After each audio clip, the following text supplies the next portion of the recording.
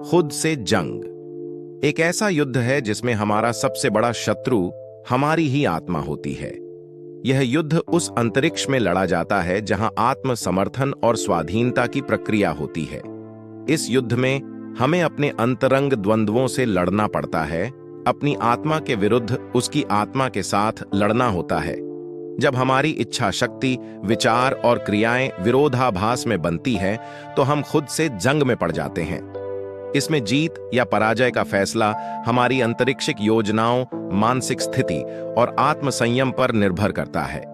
यह जंग हर किसी के अंदर छिपी भीतरी कलाएं और ताकतों को प्रकट करती है, जो हमें सामने आने वाली स्थितियों में सशक्त बनाती हैं।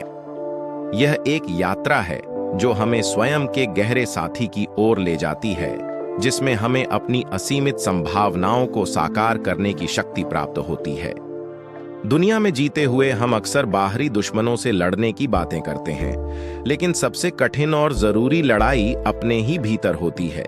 यह एक आत्मिक संघर्ष है, जहां विजय पाने के लिए सबसे ज्यादा साहस और आत्मनिरीक्षण की जरूरत होती है। आइए जानते हैं अमृता की कहानी में बयां करती है कि उसने अपने भीतर के युद्ध को कैसे जीता। अमृता एक सफल डॉक्टर अपने मरीजों की सेवा में हमेशा तत्पर रहती थी। दिन रात अस्पताल में बिताकर दूसरों की जिंदगी बचाने में लगी रहती थी। लेकिन इस भागदौड़ में कहीं ना कहीं उसका अपना जीवन खो सा गया था। खुद के लिए वक्त निकालना तो दूर, वो अपने शौक, सपने और रिश्तों को भी नजरअंदाज करने लगी थी। एक रात थक हार कर घर लौटते समय अचानक कार रुकने पर उसे अकेलेपन का ऐसा तीव्र एहसास हुआ कि उसकी आंखों से आंसू छलक पड़े।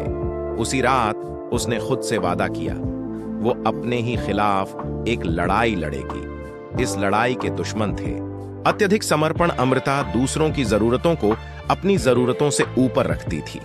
इस जंग का मकसद था स्वयं के लिए भी सम्मान रखना सीखना और अपने समय का सही प्रबंधन करना। खुद से नाराजगी, तनाव और दबाव के कारण अमृता अक्सर खुद से नाराज रहती थी। इस लड़ाई में उसे आत्मकरुणा जगाने और खुद को स्वीकार करना सीखना था। जिम्मेदारियों का बोझ, अमृता हर जिम्मेदारी को अपने कंधों पर ही ले लेती थी। इस लड़ाई में उसे सीमाएं तय करनी थीं और दूसरों से मदद लेना सीखना था।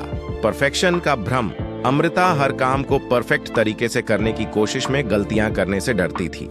इस लड़ाई में उसे सीखना था कि गलतियां सीखने का हिस्सा हैं और हर चीज को परफेक्ट करने की जिद छोड़नी होगी। यह लड़ाई आसान नहीं थी। कई बार अमृता हार के करीब चली गई, पर वो दृढ़ रही। धीरे धीरे वो खुद में बदलाव देखने लगी। उसने हर हफ्ते एक दिन का समय सिर्फ अपने लिए निकालना शुरू किया। कभी पेंटिंग करती तो कभी किताबें पढ़ती। उसने ध्यान और योग का सहारा लिया, जिससे तनाव कम हुआ और आत्मविश्वास बढ़ा। उसने अपने साथियों और परिवार के लोगों से बात करना शुरू किया, उन्हें अपनी मुश्किलें बताईं और उनसे मदद ली। वो अब गलतियों से नहीं डरती थी, बल्कि उनसे सीखती थी। कुछ सालों बाद अमृता एक बेहतर डॉक्टर और एक संपूर्ण इंसान बन चुकी थी। वो अब भी मरीजों की सेवा करती थी, लेकिन साथ ही अपने शौक पूरे करती थी, परिवार के साथ वक्त बिताती थी और खुद को स्वस्थ रखती थी। उसने सीखा कि दूसरों की सेवा तभी संभव है जब आप खुद स्वस्थ और संतुष्ट हों। अमृता की कहानी सिर्फ उसी की नहीं है, बल्कि हम सभी की कहानी है। हम सब अपने भीतर किसी न किसी जंग लड़ रहे हैं, कभी अत्यधिक समर्पण से